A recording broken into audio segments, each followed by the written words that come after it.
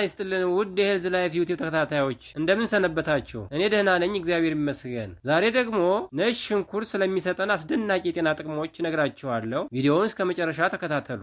ነጭ ሽንኩርት በተለያዩ ባህሎች ውስጥ በስፋት ጥቅም ላይ የሚውልና በርካታ የጤና ጥቅሞች ያሉት ነው። ከሚሰጣቸው ዋና ዋና የጤና ጥቅሞች መካከል የሚከተሉትን አስቀምጣለሁ።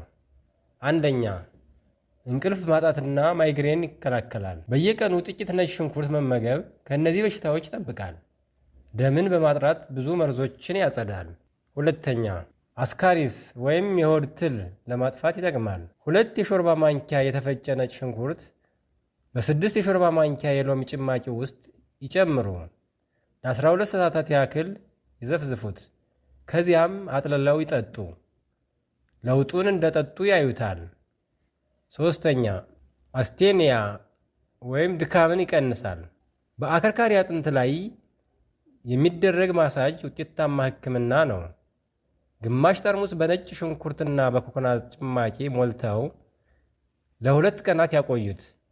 በቀን 2 ጊዜ ትንሽ ብርጭቆ ይጠጡ።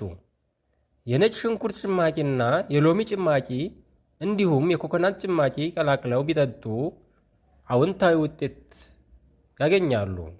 አራተኛ፣ ቃጠሎን ያስታግሳል። 1 የሾርባ ማንኪያ የነጭ ሽንኩርት ጭማቂ ከ1 የሾርባ ማንኪያ የወይራ ዘይት ወይም የሻይ ቅቤ ጋር ይቀላቅሉ። ውህዱን በደንብ ይምቱት ወይም በደንብ ያዋህዱት። በተጎዳው ቦታ ላይ በቀስታ መቀባት። ስለዚህ ያቃጠለን ቦታ ከሚያቃጥለን ነገር እንዲቀዘቅዝና እንዲያስታግስልን ያደርገዋል። 5ኛ፣ የኩላሊት ጠጠር እንዳይከሰት ያደርጋል። 2 የሾርባ ማንኪያ የተከተፈ ነጭ ሽንኩርት በሩብ ሊትር የፈላ ውሃ ውስጥ ለ20 ደቂቃዎች ያህል ይዘፍዝፉ። ጠዋት በባዶ ሆድና ማታ ከመተኛትዎ በፊት ይጠጡ። ከዛም ጥሩ ለውጥ ያገኛሉ። 6ኛ፣ ለካንሰር በሽታ የሚሆን መንስኤዎችን ይቀንሳል። ነጭ ሽንኩርት የአንጀት ውስጥ መበስበስን ስለሚከላከል የካንሰር መንስኤዎችን ይቀንሳል። 7ኛ፣ የጥርስ መቦርቦርን ይከላከላል። አብዛኞቻችን እድሜያችን የገፋም ሆነ በወጣትነት ጊዜያችን ጥርሳችን እየተቦረቦረ ያስቸግረናል። ስለዚህ የነጭ ሽንኩርት ፍሬዎችን ይፍጩና በተቦረቦረው ጥርስ ላይ በማድረግ የተቦረቦረው ጥርስ እንዲያገግም። 8ኛ፣ ኮሌስትሮልን ይቀንሳል። መደበኛውን የነጭ ሽንኩርት መጠን በዘወትር ምግብ ላይ ጨምሮ መጠቀም ኮሌስትሮልን ለመቀነስ ይጠቅማል። 9ኛ፣ የእግር ቁርን ወይም እሪህን እሪህ በሰውነት ውስጥ የዩሪክ አሲድ ከመጠን በላይ ሲጨምር የሚፈጠር የቁርን ህመም ነው። ይህ በእግር ጣት በተለይም በአውራ ጣት ላይ ከባድ ህመምና እብጠት ያስከትላል። ስለሆነም ይህን ህመም ለማስታገስ የተፈጨ ነጭ ሽንኩርት ወይም 1 ቁራጭ ነጭ ሽንኩርት ቁርኑ ላይ በማድረግ እንዳይፈስ በፋሻ ይሰሩት። ቁርኑ እስኪወድቅ ድረስ በየቀኑ ከ8 እስከ 10 ቀናት ይህንን ያድርጉ። ስለዚህ ለውጡን ያዩታል ማለት ነው። 10ኛ፣ ሳይስታልጂ የፊኛ ህመምን ያስታግሳል። 3 የሾርባ ማንኪያ የተፈጨ ነጭ ሽንኩርት በግማሽ ሊትር ውሃ ውስጥ ለ1 ደቂቃ ያህል ያፍሉ። ይህን ውህድ በመጠቀም በሚያመዎት ቦታ ላይ በመጭመቅ መጠቀም ህመሙን ያስታግሰዋል። 11ኛ፣ የስኳር በሽታን ለመከላከል ይጠቅማል። ነጭ ሽንኩርት ደምን ከስኳር በሽታ ህክምናዎች አንዱ በየቀኑ የነጭ ሽንኩርትና የፓርስሊ ቅልቅል መመገብ ነው። ነጭ ሽንኩርት የደም ዝውውርን ከልክ ያለፈ ግሉኮስ በማጽዳት ረገድ ውጤታማ መሆኑ ተገልጿል። 12ኛ፣ የምግብ አለመፈጨትን ያስወግዳል። ከምግብ በኋላ ከ2 ሰዓት በኋላ የነጭ ሽንኩርት ሻይ ወይም 2 ፍሬዎችን በ1 ሊትር የፈላ ውሃ ውስጥ ይውሰዱና ለውጡን ያዩታል። 13ኛ፣ ተቅማጥን ያስታግሳል። 1 የሾርባ ማንኪያ የተከተፈ ነጭ ሽንኩርት በሩብ ሊትር ውሃ ውስጥ ለ15 ደቂቃዎች ያህል አፍልተው መጠቀም ተቅማጥን ያስታግሳል ወይም ይቀንሰዋል። 14ኛ ማስነጠስን ያስታግሳል። ነጭ ሽንኩርት ይመገቡ፣ እፎይታ ያስገኛል። 15ኛ የጉበት ችግርን ይከላከላል። አንድ የሻይ ማንኪያ የተከተፈ ነጭ ሽንኩርት ይውሰዱ። ማታ ከመተኛቶ በፊት ከ1 የሾርባ ማንኪያ የወይራ ዘይት ጋር በመቀላቀል መውሰድ ጉበትን ያነቃቃል። እንዲሁም አላስፈላጊ የሆኑ የጉበት በሽታ እንዳይዙንም ይከላከላል። 16ኛ ስካቢስ ወይም የቆዳ በሽታን ይከላከላል። 8 የነጭ ሽንኩርት ፍሬዎችን በ1 ሊትር ውሃ ውስጥ ለ20 ደቂቃዎች ያህል ያፍሉት። የተጎዳውን የቆዳ ክፍል ይቀቡ። ሳያጸዱ በአየር እንዲደርቅ ይተውት። ደጋግመው በየቀኑ ቢተገብሩት ለውጡን ያዩታል። 17ኛ ኪንታሮትን ያስታግሳል። 10 የተከተፈ ነጭ ሽንኩርት በድስት ውስጥ ያስቀምጡ። ያሙቁና እንፋሎቱን ይጠቀሙ። ለ1 ሳምንት ያህል ደጋግመው ይሞክሩት፣ ለውጡን ያዩታል። 18ኛ ለደም ግፊት ፍቱን መድኃኒት ነው። ማታ ከመኝታ በፊት በደንብ የተፈጨ ነጭ ሽንኩርት ከ1 ብርጭቆ ውሃ ውስጥ ዘፍዝፈው ጠዋት በባዶ ሆድ ይጠጡት። ነጭ ሽንኩርትና የሎሚ ጭማቂን ለ3 ቀናት ያህል ይዘፍዝፉ። በቀን 2 ጊዜ ትንሽ ብርጭቆ ይጠጡ፣ ለውጡን ያዩታል። 19ኛ ኢምፔቲጎ የቆዳ ኢንፌክሽን ለማከም ይጠቅማል።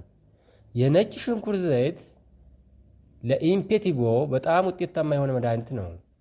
ተራ መድኃኒቶች ለመፈወስ 2 ሳምንት ሊወስዱ ይችላሉ። ሕክምናው የሚያጣብቅና የሚያሳክክ ነው። የነጭ ሽንኩርት ዘይትን በተቆጣው ቆዳ ላይ ሲያደርጉ ማሳከኩ በግማሽ ሰዓት ውስጥ ይጠፋል። በ3 ቀናት ውስጥ ሁኔታው ወደ መደበኛ ጤንነቱ ይመለሳል። 20ኛ ኢንፌክሽንን ይከላከላል። ነጭ ሽንኩርት በቫይረሶችና በሌሎች ኢንፌክሽኖች ላይ ውጤታማ መድኃኒት ነው። 5 ፍሬዎችን በአረንጓዴ ሰላጣ ውስጥ እንፈጫለን፣ ወይም የተፈጨ ነጭ ሽንኩርት በቅቤ ቀላቅለን በዳቦ ላይ እንቀባለን። በተጨማሪም 4 የሾርባ ማንኪያ የሳይደር ኮምጣጤ እና 2 የሾርባ ማንኪያ ማር የተቀላቀለበት 1 ብርጭቆ የሞቀ ውሃ፣ ስለዚህ ያለብንን ኢንፌክሽን ያስታግስልናል። 21ኛ የሚያሰቃይ የወር አበባ ህመምን ያስታግሳል። በቀን ከ2 እስከ 3 የነጭ ሽንኩርት ፍሬዎችን ይውሰዱ። በወር አበባ ጊዜ ደግሞ ከ4 እስከ 5 ፍሬዎችን ይውሰዱ። ነጭ ሽንኩርት የወር አበባ ፍሰትን እንደሚያነቃቃ ተረጋግጧል።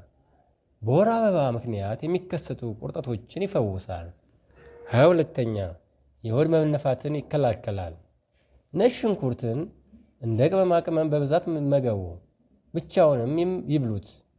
ለተለያዩ የበሽታ አምጪ ተህዋሲያን ጠላት ስለሆነ በሽታ እንዳይዘን ይከላከላል። 23ኛ በነጭ ሽንኩርት ዘይት ማሸት ህመሙ እንዲሻለን ያደርጋል። 24ኛ ኒውራይተስ ወይም የነርቭ ብግነትን ይቀንሳል። በነጭ ሽንኩርት ዘይት ማሸት ወይንም በሽንኩርቱ ማሻሸት እፎይታን ያስገኛል። 25ኛ ኦክሲየስ ወይም የፒን ትል ያጠፋል። 3 የሾርባ ማንኪያ የተፈጨ ነጭ ሽንኩርት በሎሚ ጭማቂ ውስጥ ለ20 ደቂቃዎች ያህል ያብስሉ።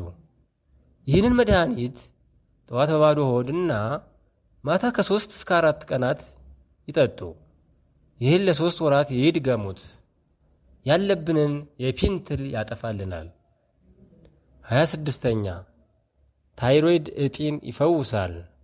ለታይሮይድ ፈጣን ፈውስ የሚሰጡ ምግቦች የሚመገቡትና መላውን ስርዓት የሚያጸዱ ናቸው።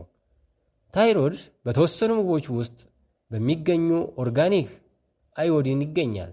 ምርጥ ምንጮችም ነጭ ሽንኩርት፣ በቆሎ፣ ግራጫ ጨው፣ ሎሚ፣ እንቁላልና የባህር ዓሳ ናቸው። እነዚህ ምግቦች ሰውነትን ያጸዳሉ እና የታይሮይድ እጢን ይመግባሉ። አዮዲን ያለ ቫይታሚን ኢ ሊዋሃድ አይችልም። ነገር ግን እንደ ሰላጣ እና ትኩስ ቅጠላማ አትክልቶችን ባሉ ሌሎች ምግቦች ውስጥ ይገኛል። 27ኛ ቁስሎችን ይፈውሳል።